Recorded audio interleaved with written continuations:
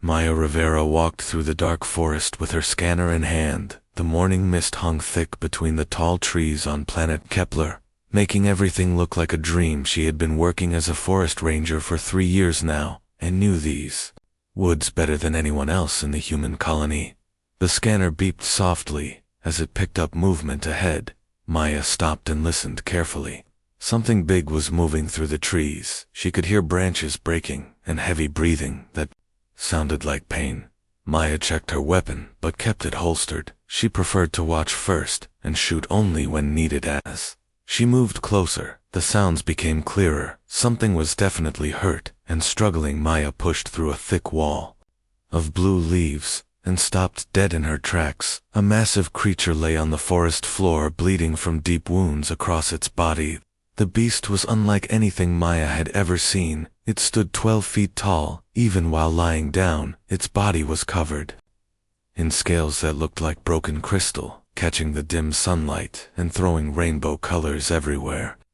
6 powerful limbs ended in claws that could tear through metal, but right now, those claws were curled protectively around something small. Maya took a careful step forward. The creature raised its enormous head and looked directly at her. Its eyes were large and intelligent, filled with pain, but also with something else. Maya recognized the look immediately. It was the same expression she had seen in wounded animals protecting their young. The beast made a series of clicking sounds that almost sounded like words. Maya realized it was trying to communicate with her. She held up both hands to show she meant no harm.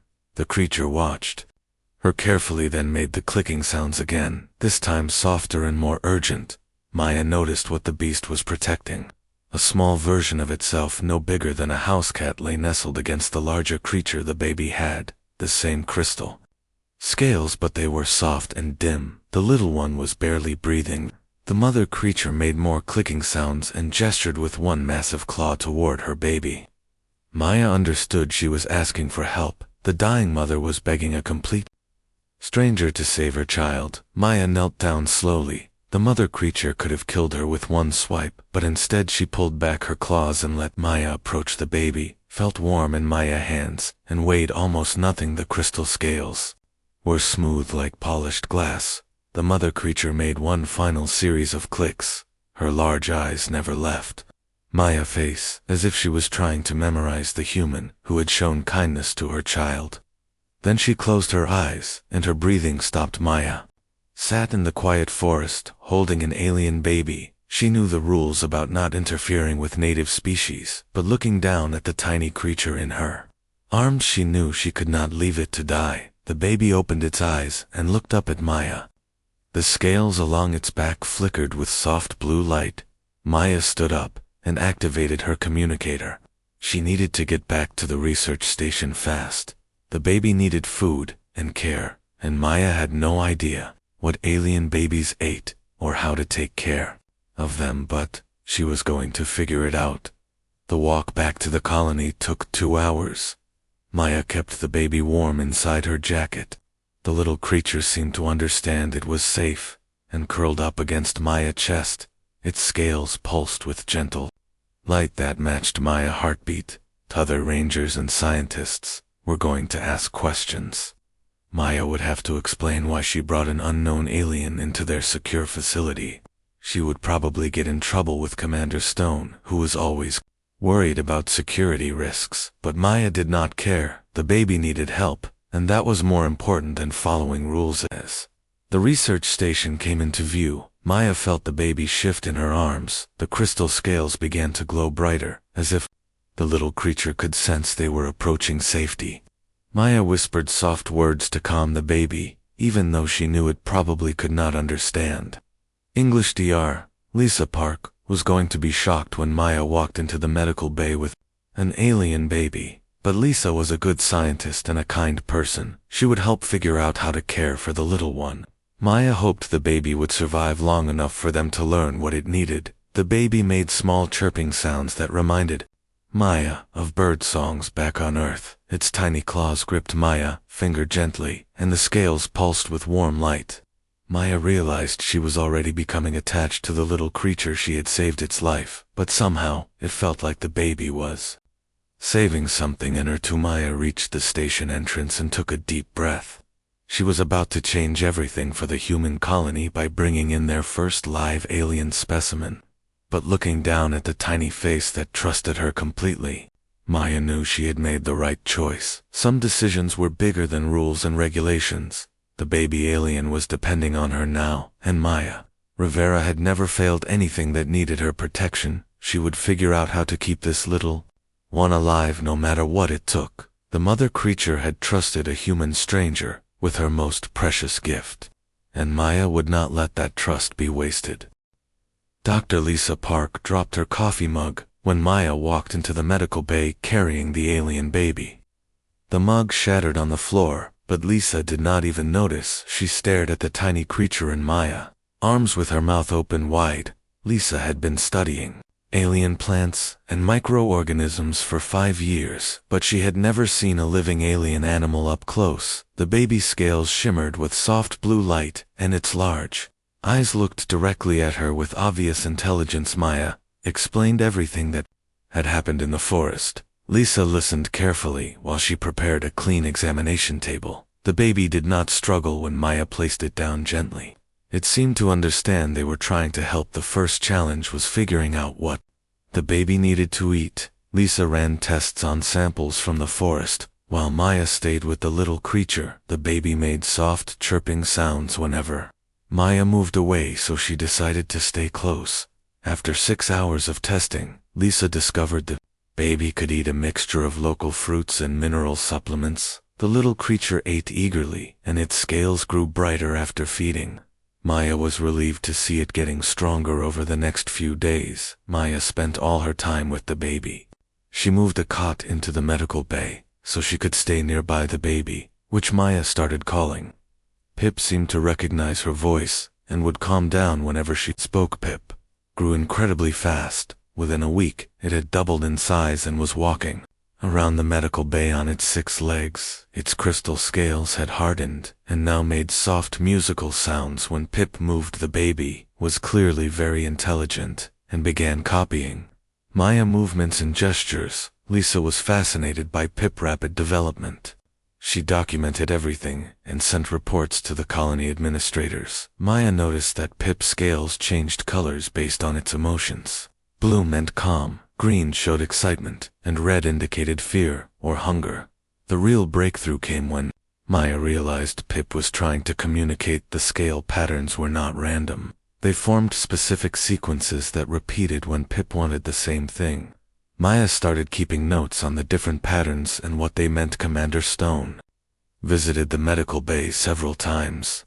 She was clearly uncomfortable having an unknown alien in their facility. She asked Lisa many questions about potential dangers and wanted to know if Pip could carry diseases that might harm humans. Maya did not like the way Stone looked at Pip. It was the same way scientists looked at laboratory specimens.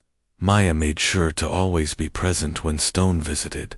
She did not trust what might happen if she left Pip alone with the military personnel. After 2 weeks, Pip had grown to the size of a medium dog. Its intelligence was obvious to everyone.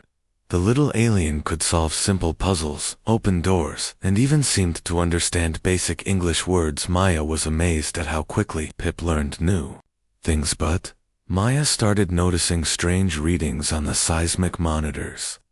Deep underground, something large was moving. The movements showed up as organized patterns, not random like geological activity. Lisa suggested they might be underground rivers, but Maya had a different feeling. Captain Amanda Knox reported that satellite scans were detecting massive heat signatures in the deep forest. The signatures moved in coordinated groups, suggesting intelligent behavior. Maya's heart began racing when she heard this news. Maya shared her suspicions with Lisa.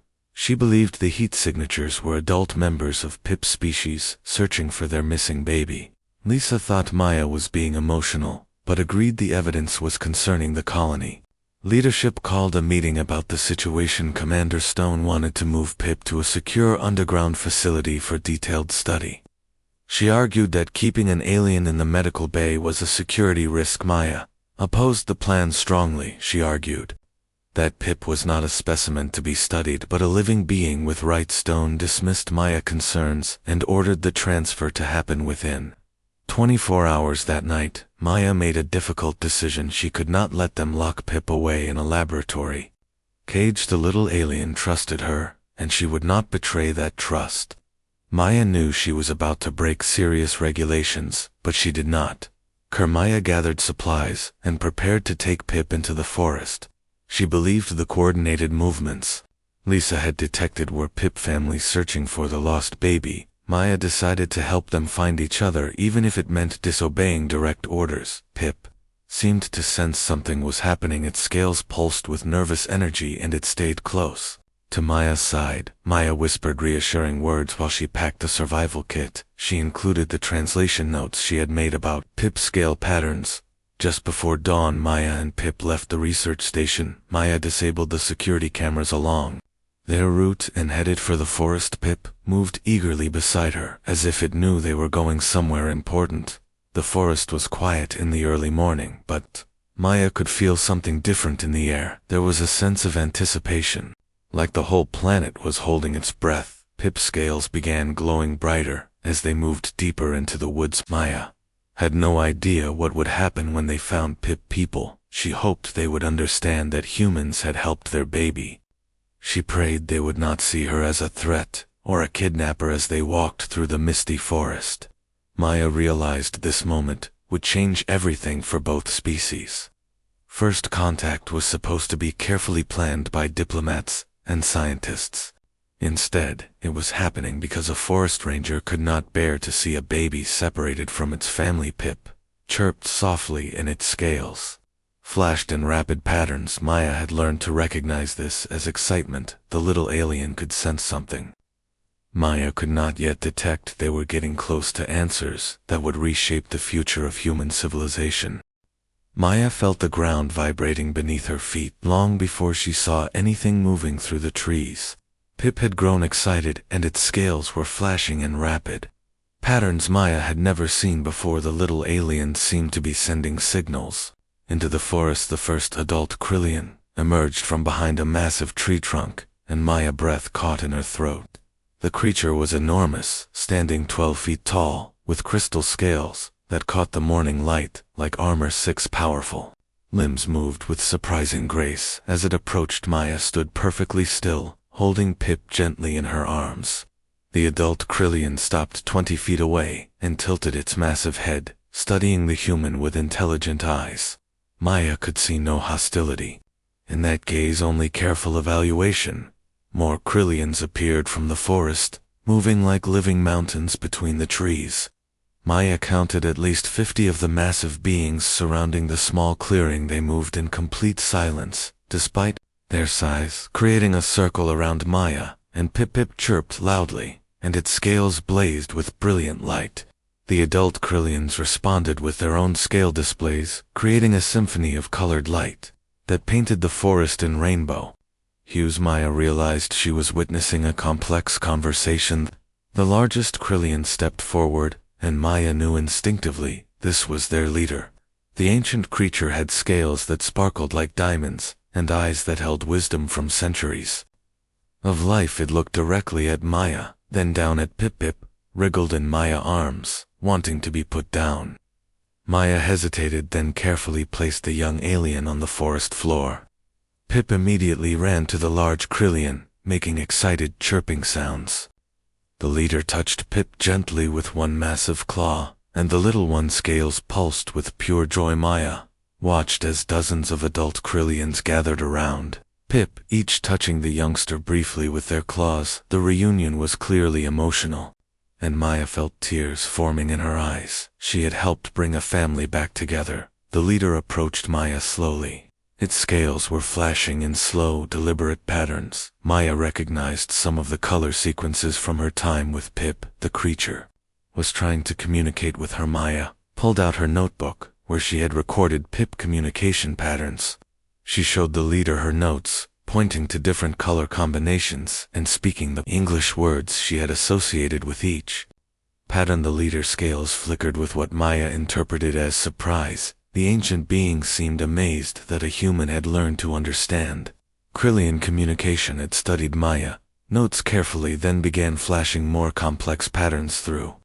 Patient exchange, using Pip as a translator, Maya learned incredible things. The Krillians were not primitive beasts, but an advanced civilization.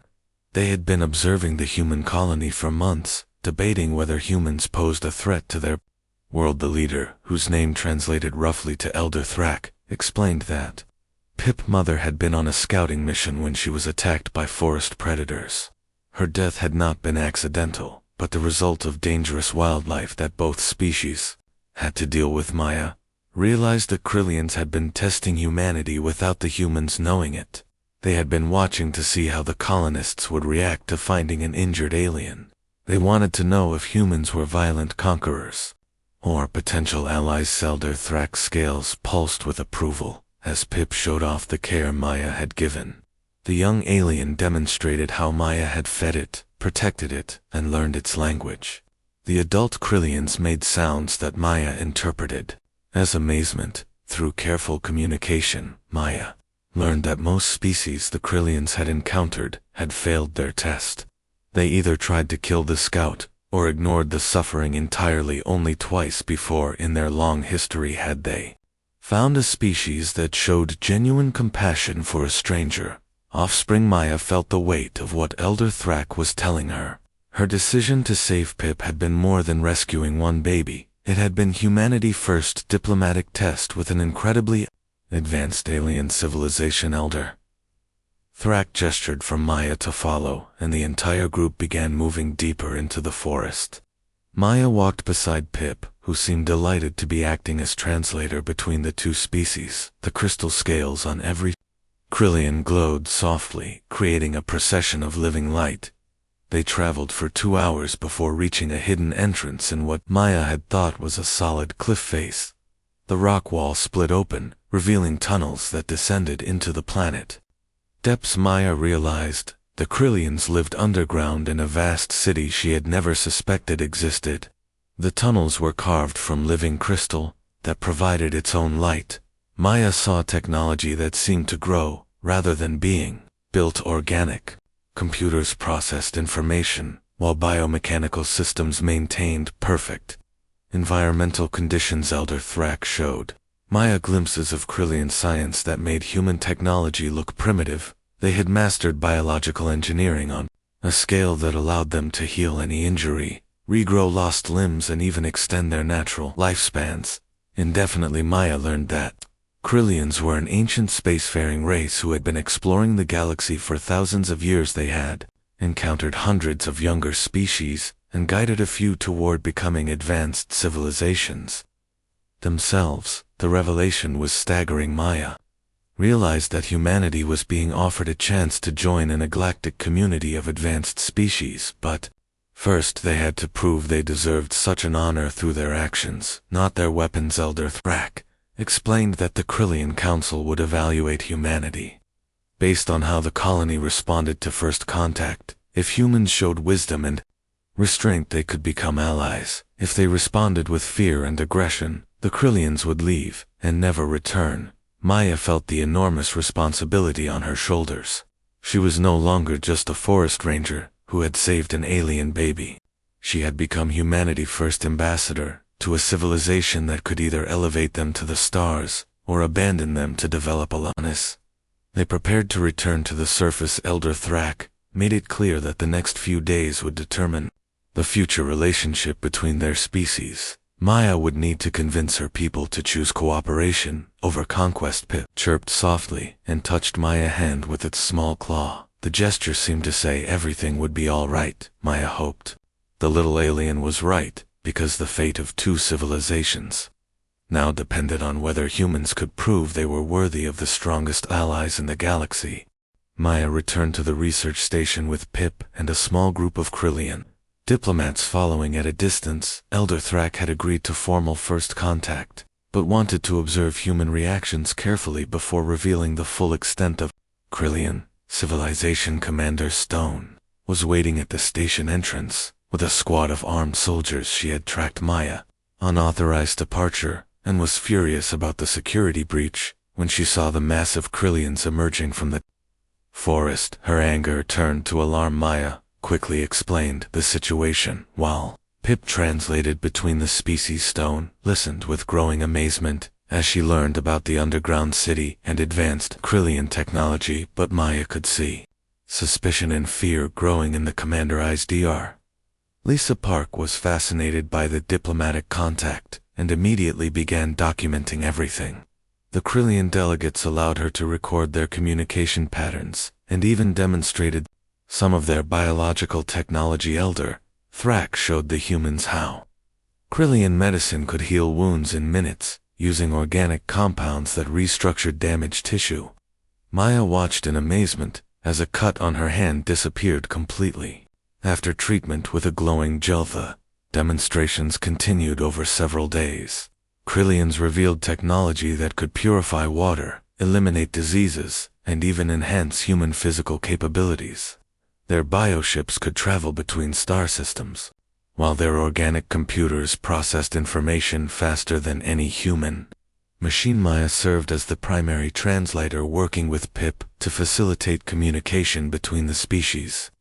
She learned that Krillians viewed the universe very differently than humans. They saw all life as connected and believed advanced species had a responsibility to guide younger ones, but not everyone in the human colony was impressed by Krillian peaceful intentions. Commander Stone held private meetings with military personnel expressing concerns about the alien presence. She worried that humanity was being manipulated by creatures whose true motives remained hidden. Stone argued that Krillians were too advanced to need human friendship. They must want something from the colony, and she suspected it involved exploiting human resources or using the planet as a military base. Maya tried to explain that Krillians genuinely valued human creativity and adaptability. They had observed many species throughout the galaxy, but found humans uniquely innovative in solving problems. Stone remained skeptical of alien motives.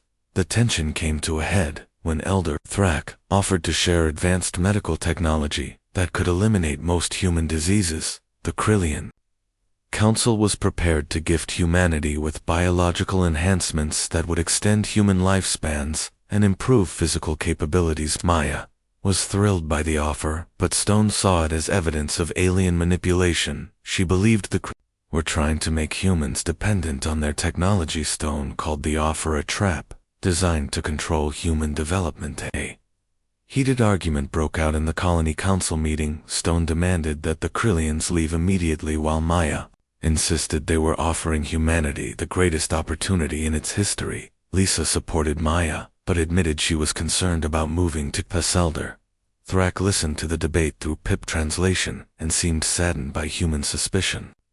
The ancient being explained that this reaction was common among younger species. Fear often prevented them from accepting help from more advanced civilizations.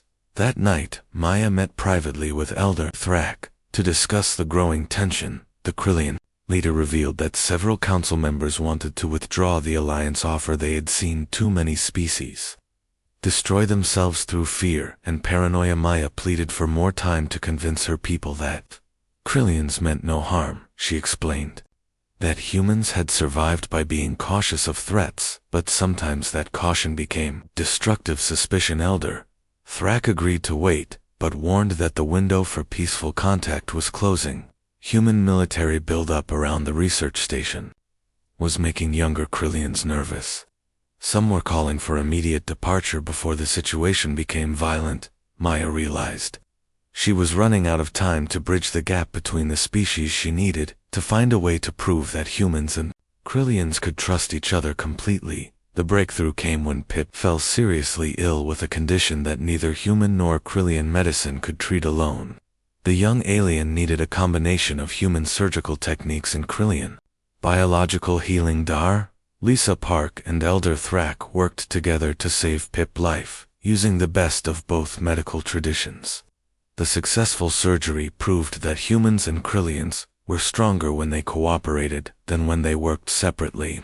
Watched the two species working side by side to save the little alien who had brought them together. She realized this was exactly what Elder Thrak had been trying to show them. True alliance meant combining different strengths to achieve what Neither could do alone, but Commander Stone was preparing a different kind of response. She had contacted the colonial military and requested immediate reinforcement. She believed the only way to deal with advanced aliens was from a position of strength. Stone secretly planned to capture Krillian technology through force, if necessary. She was convinced that humanity's survival depended on obtaining alien science before the Krillians decided to leave Maya. Sensed something was wrong when she noticed increased military activity around the research station. Stone was avoiding her questions and seemed to be planning something without colony council approval. Pip recovered from its illness, but its scales showed patterns Maya had learned to recognize as anxiety. The young alien could sense growing tension between the species and was trying to warn Maya about approaching danger. Elder Thrak also seemed concerned about changing human behavior. Several Krillians had withdrawn from the surface and were preparing underground defenses. Maya realized both species were preparing for conflict despite her efforts to promote peace. The situation reached a crisis point when Stone revealed her true intentions during an emergency colony meeting. She announced that human survival required taking control of Krillian technology before the aliens decided humans were unworthy of assistance. Maya stood up and opposed Stone's plan, arguing that betraying Krillian trust would prove humanity was exactly the kind of species that deserved to be abandoned. Stone dismissed Maya's concerns and ordered her to stay out of military matters. Maya left the meeting. She knew she had to warn Elder Thrak about Stone's intentions. The alliance that had seemed so promising was about to be destroyed by human fear and greed. Maya raced through the forest toward the Krillian settlement with Pip running beside her. The young alien scales were flashing urgent red patterns as it sensed the approaching danger. Maya had to warn Elder Thrak about Commander Stone military plans before it was too late. Behind them, Maya could hear the sound of human aircraft approaching the research station. Stone had called in reinforcements from the main colony and was preparing to attack the Krillian underground city. Maya hoped she could reach Elder Thrak in time to prevent a disaster. When Maya arrived at the hidden entrance, she found Krillian warriors preparing defensive positions. The massive beings were moving with military precision, their crystal scales darkened for camouflage. Elder Thrak emerged from the tunnels, looking grim through Pip translation. Maya learned that Krillian sensors had detected the human military buildup.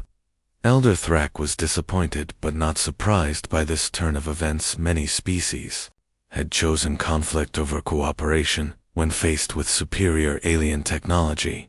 Maya explained that not all humans supported Stone's aggressive approach. She begged Elder Thrak to give humanity one more chance to prove they could choose wisdom over violence. The ancient being listened carefully, but Maya could see doubt in its massive eyes. The first human attack began at dawn.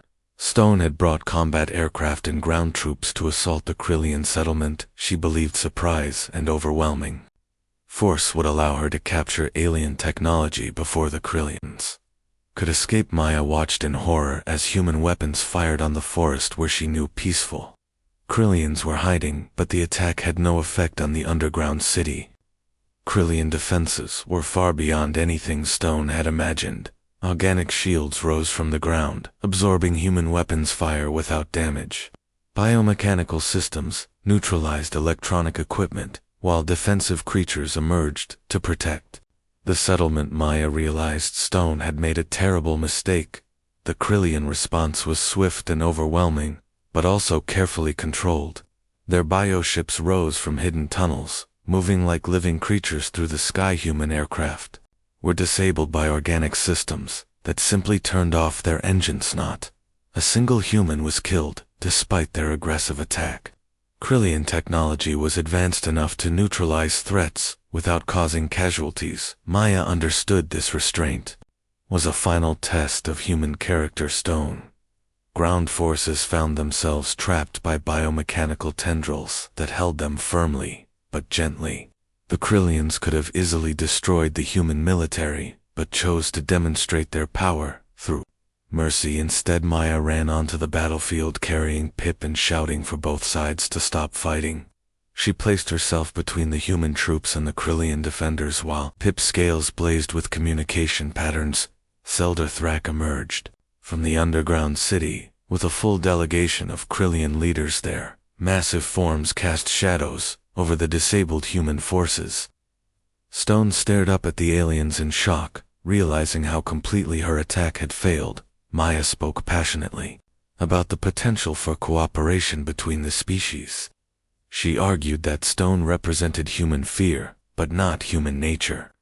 She reminded Elder Thrak of the compassion humans had shown when she saved Pip, added its own communication patterns to Maya words. The young alien had become a bridge between the species and now served as translator for the most important conversation in human history. Elder Thrak listened to Maya plea, while the Krillian Council debated in rapid light patterns. Maya could see the ancient beings were divided. Some wanted to leave immediately, while others were willing to give humanity one final chance. The decision came when Pip approached Commander Stone directly. The young alien had no fear of the human who had ordered the attack. Instead, it touched Stone's hand gently, and its scales pulsed with forgiving blue light. Stone stared down at the small creature she had tried to capture for study.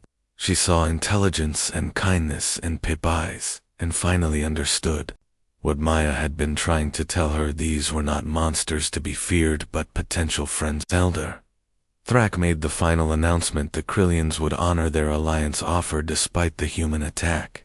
They recognized that Stone actions came from fear, not evil, and they were willing to help humanity overcome that fear. The transformation of human society began immediately.